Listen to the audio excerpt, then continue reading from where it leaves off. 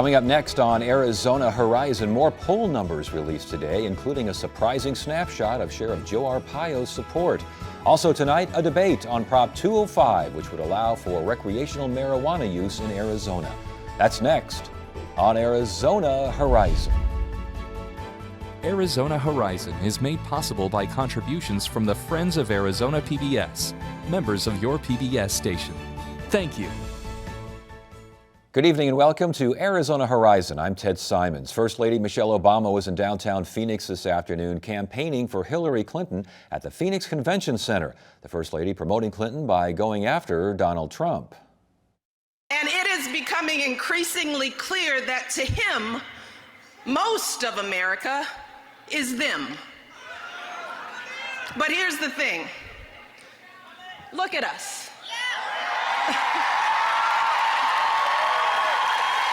Look at us. We all know better. We all know better. Whether we're Democrats, Republicans, or independents, it does not matter. We all understand that an attack on any one of us is an attack on all of us. This is the third straight day that a high-profile Democrat has campaigned for Clinton in Arizona. This is polls show Clinton within striking distance of winning the state. And the Arizona Office of Economic Opportunity reports that the state's jobless rate is down. Latest numbers show Arizona's unemployment rate at 5.5% in September. That is down 0.3% from August. Also of note, last month's job growth was well above the post-recessionary average of 25,000 plus jobs, and 4 of 11 economic sectors added jobs in September, while 6 had losses and 1 was unchanged. Leading the way in job gains was the government sector, including school employees returning to work. The biggest loss was manufacturing. More results were released today from the Arizona Republic Morrison Institute Cronkite News poll. Among the new numbers, a look at the Maricopa County Sheriff's race and questions on the legalization of marijuana and an increase in the minimum wage. Joining us now is the Morrison Institute's Joe Garcia. Welcome to Arizona Horizon. Thank you. Let's talk about this particular survey. When was it done? Who was questioned? Yeah, this was a statewide survey that was conducted October 10 through 15. So it was after the second presidential debate, before the third one, obviously, so we can get a gauge. But this is the second poll that we've done with the Arizona Republic and Cronkite News, so we can kind of measure where Arizona is and where we're going. And yesterday we had numbers on the presidential race. We had that showing that Hillary Clinton was leading by 5 some odd points. We had results on the U.S. Senate race. John McCain with a healthy 11.5 point lead there. Today we're going to go down ticket, down ballot a little bit and take a look at some of these other races. Let's start with the sheriff's race in Maricopa County. Sheriff Joe Arpaio and Paul Penzone. I think a lot of eyebrows were raised on this one. Penzone with a significant lead. Yeah, it is somewhat surprising because 15 points is a good chunk for anyone to be leading a campaign, especially with Joe Arpaio, who has held that sheriff's office for what seems like forever. But what's interesting, I think, on this race is that you talk about the Republican support is only at about 50% when it comes to Arpaio. Penzone picks up 37% of Republican vote. Interesting. So Arpaio's not holding his own. And then when you talk about the white vote, non-Latino whites, 34.7% are going for Arpaio, 46% are going for Penzone. So. Yeah, that's interesting. And also the 21% we see on the screen there, not sure. That means that there's still some movement there, but that's a healthy lead for Penzone. Yeah, there is. And, you know, if you mentioned the Latino vote, which has very large undecided as well, Arpaio gets 20% still of the Latino vote. Penzone's at 45%. Yeah, that's not surprising there. As far as approval ratings are concerned, again, you know, this is in Maricopa County here. Arpaio's unfavorable ratings relatively strong. I mean, strong, relatively high, I should say. Right. I mean, those who like him are sticking with him. Those who are perhaps looking at some of the recent developments, including a criminal contempt of court charge, perhaps are moving away from Joe Arpaio. That's still 50% plus unfavorable. I mean, things have changed, haven't they? Yes, absolutely. All right, let's keep it moving here. We have a couple of measures to look at where we have debating Prop 205 here and a second recreational marijuana. But as far as the poll is concerned on this one, over 50% in favor. You a little bit surprised by this? No, because it was about where it was in August as well. Okay, So it really okay. hasn't changed too much. It's 8 points leading in favor of legalization of marijuana. What's perhaps not surprising is you're looking at the age, and when you break it down by age, the younger you are, the more in favor you are of legalizing marijuana. Yeah, not a surprise there. And if you notice on the chart there, very few were undecided on this. They pretty much got your mind made up. Absolutely. It was only 8%, 8 Yeah. points for undecided. Prop 206 is raising the minimum wage, and this one has even more support than legalizing marijuana. What's going on here? Yeah, you're looking at that at 26 points leading minimum wage, which would go to $12 per hour by 2020. It just seems like everybody thinks that people working in Arizona at those very tough jobs deserve a pay raise, and certainly people who are probably making a minimum wage would agree. When you dig down, are you seeing any group opposed there at all? Not really. It's across the board, even by ages. The majority are in support of that.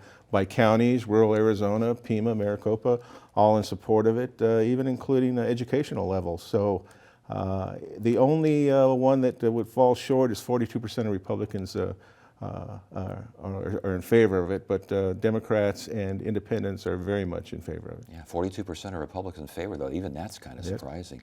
The legislature, a favorability rating on the legislature, which is interesting. You would think, the way you hear people talking and the way things are reported and such, that a lot of folks would just think that the legislature is out to lunch.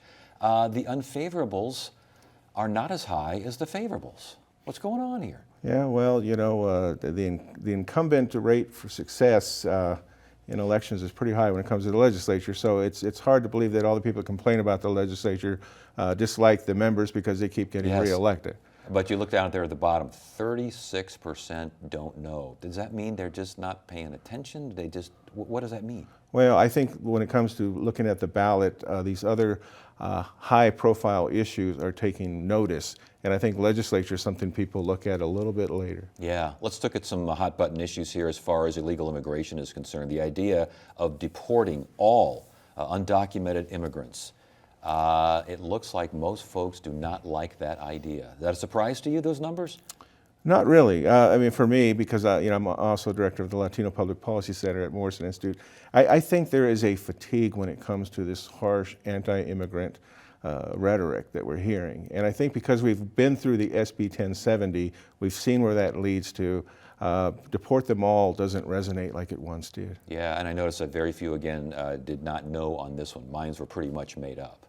Yeah, and it was, again, across the board pretty much. Even the Republicans and Democrats, independents, they all have, the majority of them are saying yes. Yeah, we should not deport them. Yeah, and kind of a similar issue here, building a wall between the U.S. and Mexico. This years past, it's a big deal. A lot of folks thinking this is a great idea. Doesn't seem like a lot of folks think it's a great idea anymore. What's happening here? This is over 50% now saying no. Yeah, 55% are saying no, and what's interesting is 42% are saying definitely no. Yeah. So it's not even up for discussion, if you will, on building the wall. You surprised by that, considering how many politicians still run on that idea? Well, not really, because I think being a border town, I think that we understand the issues more than the politicians sometimes, and I think people know that the relationship with Mexico when it comes to economics and when it comes to culture and when it comes to even relatives and people, that building the wall perhaps is not the answer to immigration. A big story here in the previous year at least was law enforcement, and does law enforcement treat different ethnic groups in different ways? Question was asked and kind of split here, huh? Yeah, I mean, obviously it depends where you're at. I think it's as much economic, perhaps, as it is based on race or ethnicity, on where your experience is with law enforcement. And that's been shown by research as well. So, I think it breaks down to your personal relationship and your personal exchange that you have with law enforcement. It's a very personal question. Yes, it is. It is. And it's interesting that it was skewed almost even there. National security, again, this is kind of close as well. Do you feel as safe as you did 2 years ago? And most folks saying no, but a lot of folks saying yes.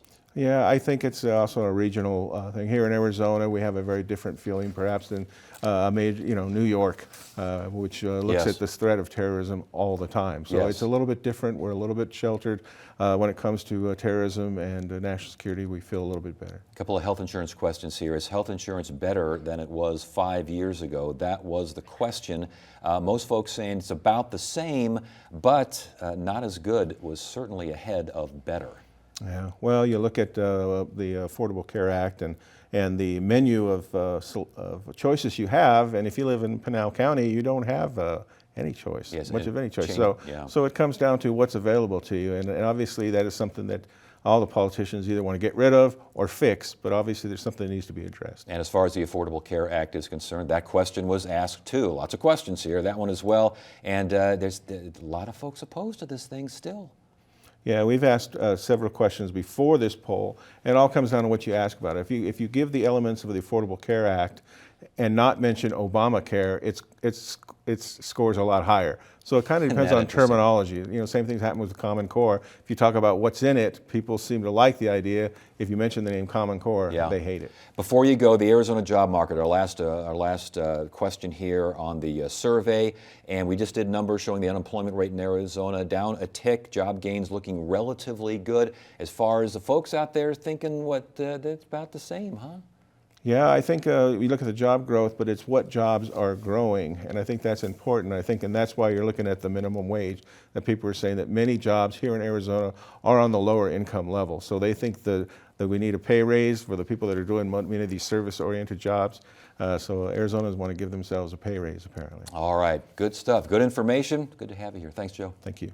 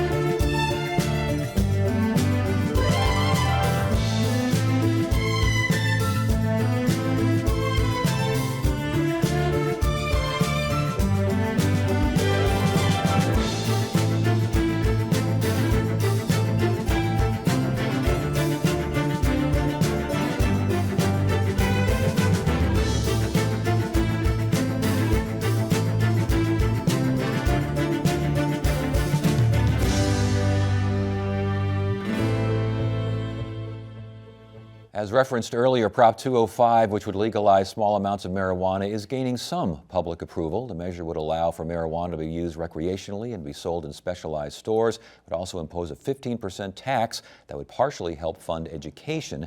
Here to debate now the ballot measure is J.P. Holyoke, the chair of the Prop 205 campaign, and Sheila Pope, Yavapai County attorney and chair of the No on Prop 205 campaign. Good to have you both here. Thanks for joining us.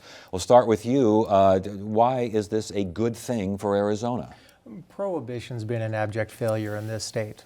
It simply hasn't worked. It didn't work with alcohol. It certainly hasn't worked with marijuana. We've had terrible side effects and consequences of that prohibition, including arresting about 150,000 people in Arizona since 2005 for simple marijuana possession. And that charge is a felony in this state. It simply doesn't make sense. We're better off taxing it and regulating it and sending those dollars to our schools. Why is this idea a bad one for Arizona? You know, Prop 205 is not about money for education, and it's not about safer communities. Prop 205 is about bigger government protecting special interests. And I think that Mr. Holyoke should probably disclose that he personally stands to make millions and millions of dollars if Prop 205 passes, and that he helped write Prop 205. The campaign, quite frankly, has been misleading. Arizona already has medical marijuana. We've had it since 2010. So a vet with PTSD today in Arizona can get medical marijuana. Your involvement in this, is this for personal gain? What's going on here? Well, I can only hope that the projections that the county attorney puts forth come true, but ultimately this is a business, and there's a marketplace. There's going to be winners, there's going to be losers, there's going to be everything in between, and where I stand in that at this point in time remains to be seen. So the assertions that I'm doing this for profit are simply not true. I wish that the county attorney would also disclose that she is currently fighting against the medical marijuana program in an effort to overturn the voters from 2010 as if they have never voted on it. Respond, please. Again, Prop 205 is not about medical marijuana. We've had that since 2010. And I think, as you know, there is a conflict between state and federal marijuana laws that will play out in our courts. But Prop 205 is 20 pages. It's new laws, and it's about protecting the marijuana business insiders like Mr. Holyoke. And let me give you an example. This is on page 9 of the 20 pages. He wrote in a rule that says, rules adopted by the department may not prohibit the operation of marijuana establishments either expressly or through requirements that make their operation unreasonably impracticable. I have a copy of the 20 pages here. I have tabbed in yellow every place where it protects the medical marijuana industry, because essentially Prop 205 is about allowing the folks with the medical marijuana businesses to start selling their drugs for recreational use for profit. Self-serving, the claim is self-serving, and you're doing all of this to help you. Well, I hear two main arguments here. Number one, that it's 20 pages long. I understand reading is hard, but I think that even a county attorney can read 20 pages worth. So the length of it, I think, is irrelevant. As for somebody making money on this, wouldn't we rather that money is made by Arizona residents with the tax proceeds going to Arizona schools instead of criminal drug dealers and cartels? Because it's not a matter of whether or not marijuana is going to be sold in the state. It's a matter of whether who sells it and where do those proceeds go. If the argument is he gets a lot of money out of this as opposed to a drug cartel gets a lot of money out of this, does it make sense to say it's wrong? One of the biggest myths that the backers of Prop 205 perpetuate is that somehow if you legalize recreational marijuana, the drug cartels go away. That is false, and we know that from Colorado. They legalized recreational marijuana in 2012 because of the same promises, by the way, that the Prop 205 folks are making to us today. But in Colorado today, drug cartels are flourishing. This week, on Tuesday, I was in Colorado where Governor Hickenlooper was our keynote speaker. He said they have clear evidence that drug cartels are now moving to Colorado to grow and illicitly traffic marijuana to other states. So it's a myth that drug cartels somehow go away. The evidence from Colorado is that drug cartels flourish if you pass recreational marijuana. Respond, please. That simply doesn't make sense. Of course, there's a transition going from a black market to a legal market. And just like we had a transition during the end of alcohol prohibition, going from the Al Capones to legal purveyors of alcohol. But today we don't see the Miller Lite and Coors Light cartels shooting it out in the streets. But Governor Hickenlooper had something else to say that was absolutely fascinating and interesting. He said, "We were worried about kids, a spike in the usage among kids, a spike in driving while high, worried about edibles. We haven't seen any of those, or at least not in any significant fashion. Any of those fears materialize." So this is simply fear-mongering. Fear-mongering in Colorado? It's actually not what Governor Hickenlooper said on Tuesday, and I was there in person. He said he tells governors of other states, don't rush into recreational marijuana. He says the data is not in yet. But let me tell you what the data from Colorado is so far. Youth use rates are at an all-time high. In fact, according to the National Survey on Drug Use and Health, kids in Colorado ages 12 to 17 now use marijuana at the highest rate in the country, 74% above national average. Roads in Colorado are more dangerous. Since recreational marijuana was passed, marijuana-related traffic fatalities have increased 62%. We can expect that same sort of data here in Arizona if we pass recreational marijuana. Why wouldn't we expect that sort of data in Arizona? Because it's simply not true. Here's the data right here from the state of Colorado, what Colorado says about themselves. And this is a significantly larger sample size than the study that she likes to show. And this is showing Colorado's average youth teenage marijuana rate at 21.2%. The national average, 21.7%. National average, slightly higher. It also shows that teenage use has actually gone down since legalization, not up. This is simply cherry-picking data, fear-mongering, and making things up. Do we have competing facts here? What's going on? No, actually, there's two surveys. The National Survey on Drug Use and Health is the gold standard, statistically validated, scientifically validated. It's been around for 30 years, and that's the survey that compares use rates across all states. That's the survey that says every year since legalization, youth use of marijuana in Colorado has increased and that they have the highest rate in the nation today. The other survey that Mr. Holyoke likes to quote, I have in my hand, that's the Colorado Healthy Kids Survey. The fact is the headlines that legalization use had remained flat are only true because if you average use from 6th graders all the way through 12th graders, but if you dig into the survey and read it as I have, you will find that use among Colorado juniors and seniors has increased 19% and 14% respectively.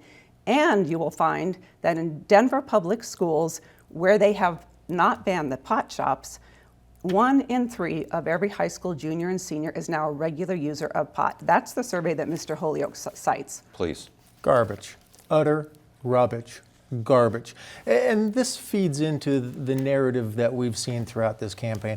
Just talking about Denver schools, for example, and the commercials that they've aired and advertised on TV of Denver schools got nothing. Well, we should talk about the allocation of tax funds in Colorado and how that exactly works. Because Colorado, the first $40 million of their surtax goes to education, and it's capped, it's limited to only $40 million. And then there's an application process which actually favors rural school districts. Now, all $40 million was actually allocated, but they say Denver schools got nothing. Well, because they simply didn't apply for it. There's an argument, though, that education funds would be offset by bureaucracy, they would be offset by drug treatment, dropouts, all these sorts of social services that would be needed if marijuana were more easily accessed. Valid point? No, certainly not, and certainly not what we're seeing in Colorado, Washington, Oregon, Alaska, or the District of Columbia, the other 5 jurisdictions that have legalization. You agree with that? No, you make an excellent point, and you have to read the fine print in Prop 205 to understand that schools are the last thing that will get funded from tax marijuana revenue. Under Prop 205, revenue first goes to pay for that bureaucracy, 2 new levels of government. The last thing that will be funded will be our schools, and the amount of money, according to the JLBC analysis, the amount of money that will come to our schools in Arizona under Prop 205 is not even enough to pay for 1 textbook per student per year. In Colorado, they have a different scheme, but even in Colorado, most schools say that they have not seen marijuana money. We're running out of time. I want to ask you, though, the argument that passing Prop 205 allows law enforcement to go ahead and focus more on serious crimes, serious criminals, instead of lesser crimes and arguably lesser criminals. Valid? Absolutely false. That's another myth by the backers of Prop 205. And we know that again from our colleagues in Colorado. We recently spoke with Sergeant Gerhardt, a narcotics officer in Colorado. He said prior to legalization of recreational marijuana, he spent maybe 6% of his time on marijuana. Now he says it sucks up all of his time because the drug cartels are infiltrating the cities and towns, and the way they're doing it are through these home grows that will be allowed under Prop 205. I want to give you a chance to respond to that, please. This simply doesn't make sense. In this country, we arrest more people for simple marijuana possession than we do all violent crimes combined. Now, that's a nationwide statistic. I have no reason to believe that Arizona's statistics are much different. But this isn't a question of yes marijuana or no marijuana, because the reality is that marijuana exists. It's out there today. It's easily and readily available to anybody that wants it. We're just saying, tax it and regulate it and send the money to schools for something that's already there. All right, we need to stop it right there. Good debate. Good to have you both here. Thank you so much for joining us. We appreciate it. Thanks for having us. Thank you for having us. And that is it for now. I'm Ted Simons. Thank you so much for joining us. You have a great evening.